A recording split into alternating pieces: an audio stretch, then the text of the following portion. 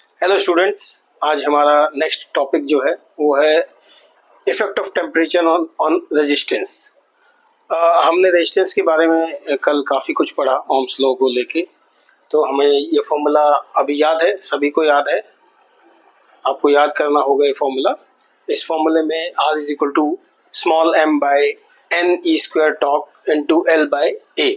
ये फॉर्मूला बहुत ही बेसिक एंड जनरल फॉर्मूला है जो आपको याद रखना है, जिसके बेसिस पे इलेक्ट्रिकल कंडक्टिविटी का भी फॉर्मूला जनरेट होता है और जिसके बेसिस पे हम लोगों ने बाकी फॉर्मूले भी ड्राइव किए थे।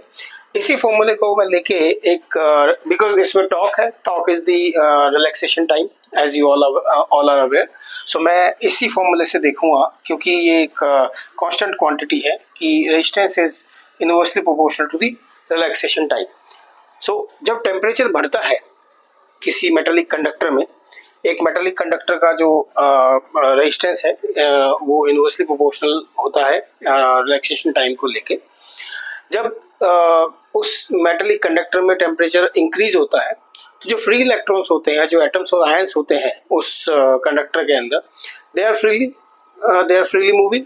तो वो जैसे ही करंट दोनों एंड से हम करंट को कंडक्ट करवाएंगे, the moment current will flow, तो जो मेरे चार्ज पार्टिकल्स हैं या जो इलेक्ट्रिक इलेक्ट्रॉन्स हैं वो मेरे किस साइड मूव करेंगे? Towards the positive end of the battery. ये मैंने पढ़ा था, एक कंडक्टर में जैसे इलेक्ट्रॉन्स हैं, they move toward the positive end of the battery if they are connected to a potential V with having some electric field.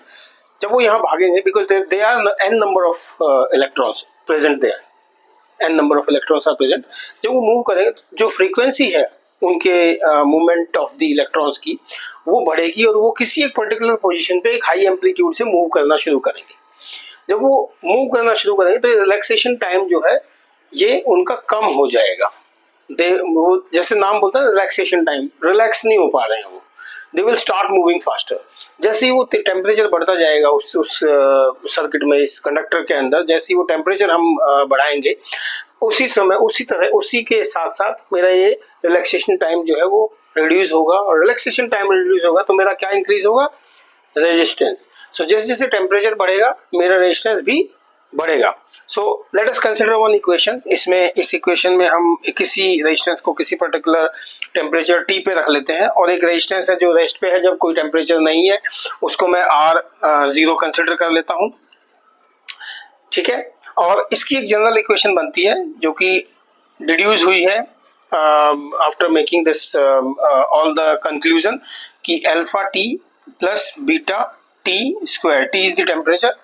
क्योंकि अगर मान लो टेम्परेचर अगर मेरा लो होगा, लेस होगा, तो ये मैं क्योंकि स्क्वायर में है तो मैं इसको 0 कंसिडर कर लूंगा, और I can write RT is equal to R0 into 1 plus alpha T। Alpha is what? Alpha is the temperature coefficient, alpha is the temperature coefficient of resistance. इससे मैं एक इक्वेशन डिराइव करूंगा that RT is equal to R0 plus R0 alpha T। Therefore, RT minus R0 divided by R0 into temperature is temperature coefficient of resistance. So, temperature coefficient of resistance is change in the resistance, यानी कि resistance at any point at any temperature minus इसको increase in the resistance basically बोलते हैं, and resistance at rest, resistance at zero temperature and the temperature T. So इसको original resistance या resistance at zero temperature भी बोलते हैं। ये formula आपको याद रखना है, क्योंकि इसी फॉर्मूले की तरह हमें जो कंडक्टिविटी का एक फॉर्मूला है वो भी हमें डिफाइन करना है। तो इसको हम बोलेंगे इलेक्ट्रिकल, इसको हम जो नाम देंगे वो देंगे टेम्परेचर कोफिशिएंट ऑफ रेजिस्टेंस।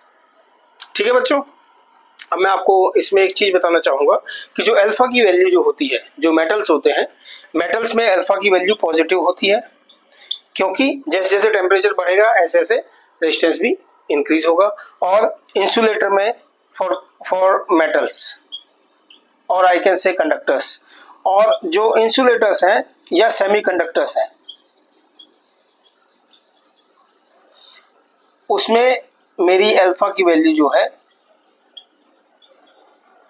वो मेरी नेगेटिव होगी। इस बात को आप हमेशा ध्यान रखिएगा। Now we come to the next topic, जिसमें हम टेम्परेचर कोफिशिएंट ऑफ रेजिस्टिविटी पढ़ेंगे। सिमिलरली रेजिस्टेंस की तरह रेजिस्टिविटी का भी फंडामेंटल है। मैंने पढ़ा है R is equal to rho l by A, R is equal to rho l by A, या मैं इसको कह सकता हूं that rho is equal to 1 by sigma, और आई कैन राइट, इसी से मैं इसको कंसिडर कर लूंगा m by n e square top. Again जो रो है is inversely proportional to n into talk. Inversely proportional है, रिलैक्सेशन टाइम रिड्यूस होगा तो मेरी रेजिस्टिविटी क्या होगी, इंक्रीज होगी। इसकी भी एक जनरल इक्वेशन है कि rho at any point at any temperature t is equal to rho at zero temperature into 1 plus alpha there is a change in the temperature that is t minus t0। ये equation के basis पे इसका temperature coefficient भी calculate हो जाएगा। ठीक है, now we come to the next topic, जिसको हम थर्मिस्टर के बारे में बताएंगे। उससे पहले मैं एक बार बता दूं आपको कि नॉन ओमिक एक लॉ होता है जो मेरे, यानी कि उसकी लिमिटेशन है ओम्स लॉ की, जो मेरे कंडक्टर्स या जो मेरे डिवाइसेस जो हैं, जो मेरा कुछ मैं कहूँगा जैसे अलॉयज हो गए, या जैसे वैक्यूम ट्यूब हो गई, ट्रांजिस्टर्स हो गए, ये सारे मेरा ओम्स लॉ को फॉलो नहीं करते हैं। तो that's why they are called as non ohmic devices. Non ohmic devices में जैसा कि हमने पढ़ा है ओम्स लॉ में एक स्ट्रेट लाइन होती है, नॉन ओमिक डिवाइसेस में स्ट्रेट लाइन नहीं होती है, पैराबोलिक पाथ हो जाता है, या आप कह सकते हैं साइन वेव बन जाती है। ये मेरा एक नॉन ओमिक डिवाइस का रिप्रेजेंटेशन होता है। Now we come to thermistor. ये में छोटे छोटे टॉपिक्स हैं जिसको आपको बस याद रखना है, जो आपके एग्जाम्स पर्सपेक्टिव से बताए जाते हैं। थर्मिस्टर क्या है, एक हीट सेंसिटिव डिवाइस है थर्मिस्टर, जैसा कि नाम सजेस्ट करता है थर्मिस्टर।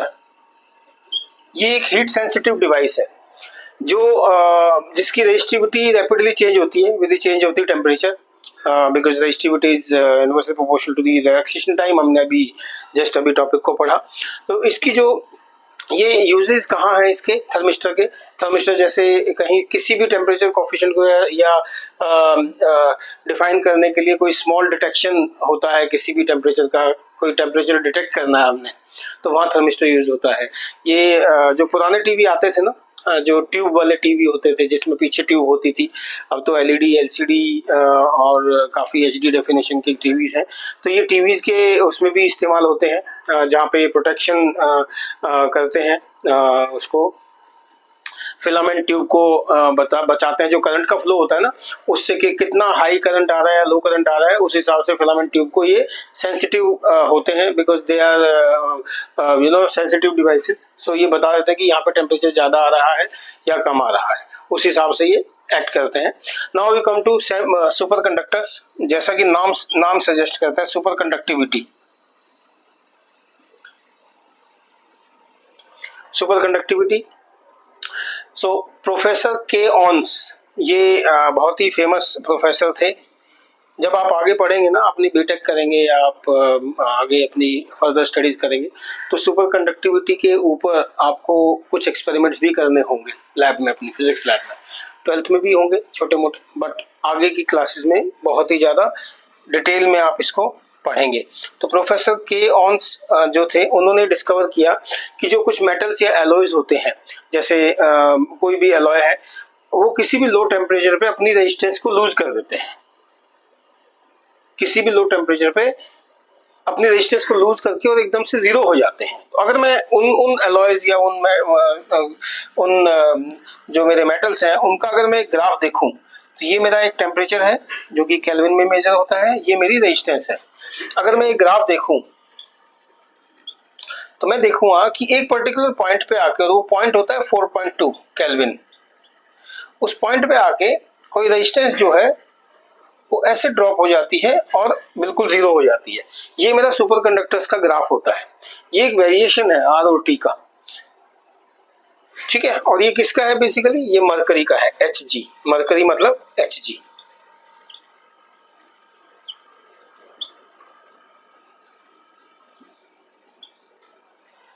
ये मरकरी का ग्राफ है जो कि हम सुपरकंडक्टर्स में पढ़ते हैं।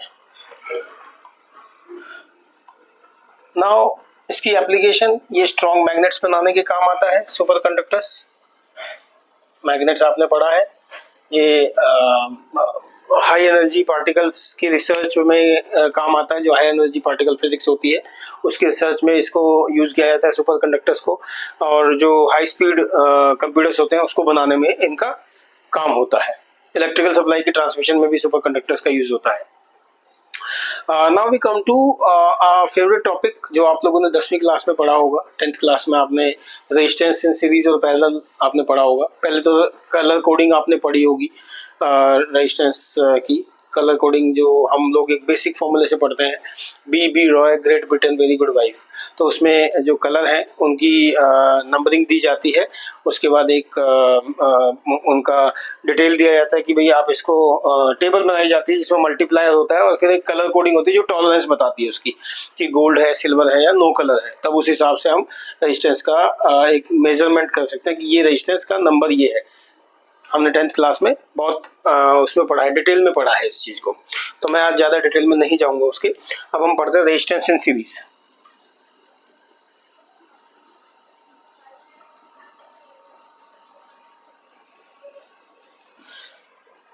जब मेरे पास नंबर ऑफ रेजिस्टेंसेस अवेलेबल होती हैं और वो किसी बैटरी से एक सर्किट में कनेक्ट की जाती है, क्लोज्ड सर्किट बनाया जाता है, तो उसमें मेरा रेजिस्टेंस का क्या वैल्यू रहेगा, कैसे उसमें करंट का फ्लो होगा, कैसे उसमें पोटेंशियल डिफरेंस मेरा एक्ट करेगा। तो मैं एक डायग्राम बनाता हूँ। मेरा सीरीज बनाना है मुझे। मैंने 3 रेजिस्टेंस ले लिए हैं, they are connected to a battery. अच्छा, आपको मैं एक बात बताऊं, मैं आगे अगली क्लास में पढ़ाऊंगा कि रेजिस्टेंस की जो आर वैल्यू होती है ना, कैपिटल आर, इनके साथ में एक इंटरनल रेजिस्टेंस भी होता है। हाँ, तो जब आगे हम पढ़ेंगे तो वो कॉम्बिनेशन होता है उस आर और कैपिटल आर और स्मॉल आर का। तो वो हम आगे के जो इंटरनल सर्किट्स होंगे, जो इंटरनल रेजिस्टेंस होगी, सॉरी, जो इंटरनल रेजिस्टेंस के बारे में पढ़ेंगे उसमें मैं आपको डिटेलिंग में बताऊंगा। जब मेरी यहाँ से पोटेंशियल सप्लाई होती है, मेरा करंट मूव करता है, ये मेरा एक पोटेंशियल है ई, पॉजिटिव एंड है, नेगेटिव एंड है, ये मेरी रेजिस्टेंस R1, R2, R3। जब यहाँ से करंट मूव करता है इस सर्किट में, तो करंट यहाँ भी आई रहेगा, यहाँ भी आई रहेगा, यहाँ भी आई रहेगा। हाउएवर रेजिस्टेंस इन सीरीज में या सीरीज में जो पोटेंशियल डिफरेंस होता है वो मेरा वेरी कर जाता है, V1, V2 and V3, that is change in the potential difference. So I can write V is equal to total V of the circuit is equal to V1 plus V2 plus V3। तो एक condition क्या हुई कि current will remain same, दूसरी condition क्या है कि potential difference varies. ठीक है, बस इस फॉर्मूले को याद रखेंगे। V is equal to I R हमें पता है, V1 is equal to I मेरा कांस्टेंट है, R1 हो गया, V2 मेरा हो गया I R2 and so on, V3 हो गया मेरा I R3। ठीक है, मैं इस फॉर्मूले में इसको पुट कर दूंगा, तो I R is equal to I R one plus I R two plus I R three. I common आ गया, पढ़ा है ना 10th क्लास में, बहुत इजी है ये। आई से आई कैंसिल हो गया, therefore resistance in series is equal to R1 plus R2 plus R3। ये मेरा रेजिस्टेंस इन सीरीज का फॉर्मूला आ गया। जब मेरे इसके बेसिस पे न्यूमेरिकल्स होंगे तो मैं इजीली उन न्यूमेरिकल्स को यहाँ से सॉल्व कर पाऊंगा। हो सकता है मुझे रेजिस्टेंस 1 दिया हो, V1 निकालना हो, आई मेरा दिया हुआ हो, मैं इजीली उस फॉर्मूले को पुट करके निकाल सकता हूँ value. Now we come to resistance in parallel. Resistance in parallel के लिए मैं रेजिस्टेंसेस को एक पैरेलल सर्किट में लगा देता हूँ, ऊपर नीचे के कॉम्बिनेशन में लगा देता हूँ।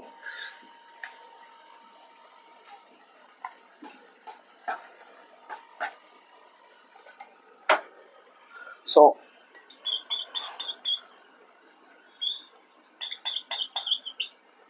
ये मेरे रेजिस्टेंस इन, ये मेरे पैरेलल लग गए रेजिस्टेंसेस, जो कि मेरे एक बैटरी से कनेक्टेड है, पॉजिटिव और नेगेटिव एंड से। करंट मेरा आई गया, ये मेरा रेजिस्टेंस R1, R2, R3 तीन रेजिस्टेंस है। इसके अंदर जो हमें कंसिडर करना है, जब मेरा करंट इस पॉइंट से जाएगा आई करंट, तो उसको तीन रास्ते दिख रहे हैं करंट को, तो वो तीन पार्ट में डिवाइड हो जाएगा। सीरीज में क्या था, वोल्टेज डिवाइड हो रही थी, voltage will remain same in the circuit, so we remain same और तीन करंट I1, I2 और I3, यहाँ पे फिर वो तीनों यहाँ पे मिलेंगे, ये I1 यहाँ से आ जाएगा, I2 यहाँ से, I1 यहाँ से, I2 I3, और यहाँ फिर वो मेरा करंट I बन जाएगा फिर से। सो यहाँ पे मेरा क्या हुआ, I is equal to I1 plus I2 plus I3, so I in parallel I can say, और I नाउ मुझे पता है V is equal to IR और I is equal to V by R. I'll put the value. I1 is equal to V by R1. I2 is equal to V by R2.